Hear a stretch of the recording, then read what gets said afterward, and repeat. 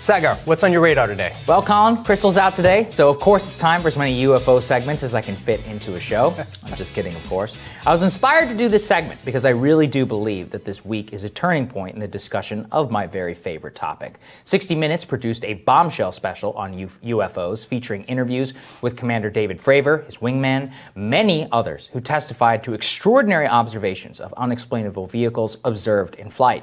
Now, the only downside I find in discussing UFOs is that there seems to be an intense animosity within the community amongst different personalities, amongst debunkers, and many more that detract from a very simple fact. I believe that Lou Elizondo, who was in charge of the DoD's program investigating UFOs, put it best on 60 Minutes. Imagine a technology that can do 600 to 700 G-forces, that can fly at 13,000 miles an hour, that it can evade radar, and that can fly through air and water and possibly space. And, oh, by the way, has no obvious signs of propulsion, no wings, no control surfaces, and yet still can defy the natural effects of Earth's gravity. That's precisely what we're seeing. There's something that's been observed by both humans and by our technology, capable of flying in a manner unknown to human science. That's about as extraordinary as it gets. To me, the only question is, what is it? But increasingly, I have observed a backlash to what I'll call the mainstreaming of UFOs. Why now? Why is the Pentagon coming forward? Is this some sort of psyop? Isn't this all just a ploy to raise money for the Space Force? I understand that impulse, given that our government has already lied us into war on faulty intelligence. But it's important to really interrogate that assumption, because I believe right now, resistance to the idea of UFOs remains on mistrust of the institution, which is in possession of the wide body of evidence surrounding what could be one of the greatest mysteries of our civilization. First, I'll state that it is absolutely not impossible this is an all elaborate psyop for more military funding, but that I believe it's extraordinarily unlikely. Gideon Lewis Krauss of The New Yorker, he recently wrote this story titled How the Pentagon Started Taking UFOs Seriously. Now, we had him on the show, and I consider it to be the definitive first draft of history as to how exactly those within the five-sided building came to reckon with what was being seen as by airmen of all time during the flight. Now, the history of Project Blue Book and early Pentagon attempts to cover up UFOs are well known. And if you don't know, I encourage you to go read about it. But the modern history of disclosure is very important to understand. It begins in 2007, when then Senator Harry Reid of Nevada had a discussion with Robert Bigelow of Skinwalker Ranch. Now, Reid, who has long been fascinated by UFOs and critically had just become the Senate Majority Leader, called up Senator Ted Stevens. Stevens, who was a senator from Alaska, shared a fascination of UFOs with Reid because he was a pilot in the Second World War and he had reported a UFO encounter. It stayed with him for the rest of his life. Now, Stevens and Reid corralled Hawaii Senator Daniel Inouye. Together, they placed a secret $22 million appropriation in a 2008 supplemental appropriations bill to investigate the phenomenon. The Pentagon pushed back hard. They didn't want any of this. Reid basically pulled rank and said, I'm the most powerful person in the Senate, so you're just going to do it. So from that point forward, the Advanced Aerospace Weapons System Applications Program, or ATIP, was born, which began studying Robert Bigelow's Skinwalker Ranch and all sorts of crazy stuff, like goblins and dog-like creatures. But, critically, it also hired Lou Elizondo, who you heard from earlier, in 2010.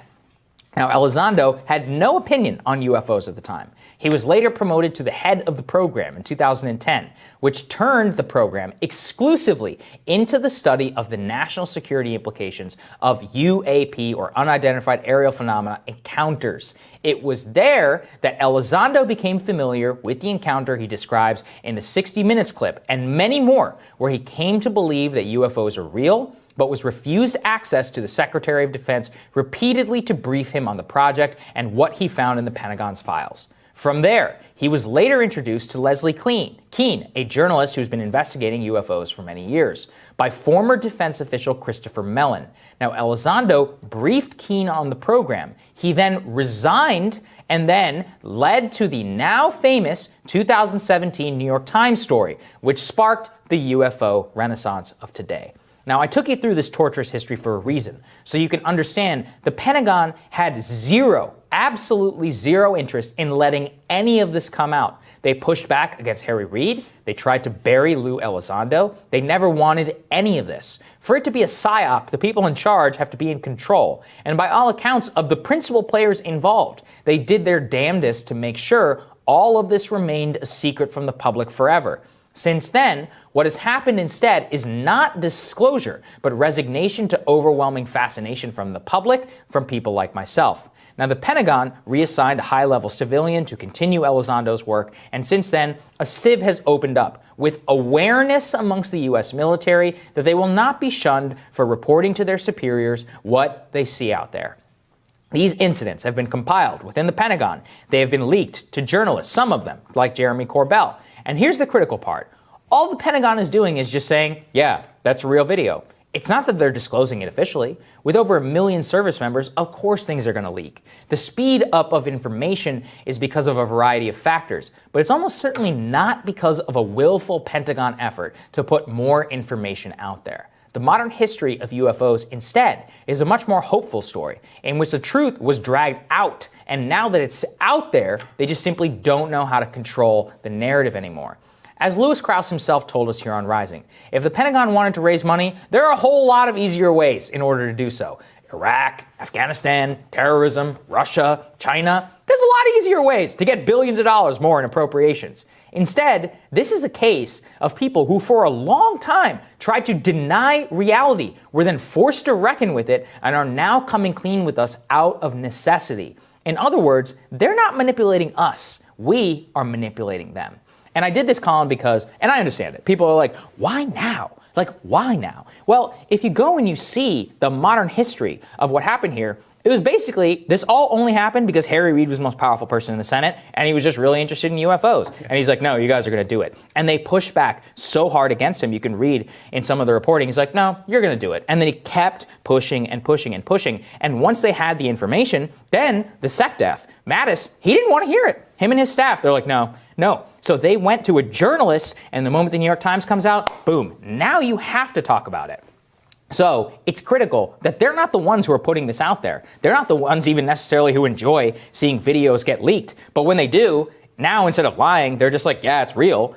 They don't necessarily like that it's all there. It's just happening because of overwhelming public interest, not the other way around. And I think that's very important for understanding what's happening right now. It is. And that bank shot, initiated by Harry Reid to then get this study done that then release things publicly is a really interesting way to kind of normalize, experiences that people have been having for years. Right. And now I think something very, very interesting is there's a lot of trust in military and in veterans, and they're now not afraid to come out publicly anymore to actually talk about these experiences. And I think that's a really important step in exploring what these phenomenon are and trying to figure out what this technology is. I mean, one of those pilots in 60 Minutes said, I saw these things every day. Every day. Think about that. But this is the thing that Commander Fravor and others talked about, which is that they didn't necessarily like that this was happening. They were like, I don't know if I should tell my boss, what should happen here? Many people, just because of the stigma, they just didn't want to say anything. Now, critically, this is why some of those videos from 2019 in the USS Omaha are so important.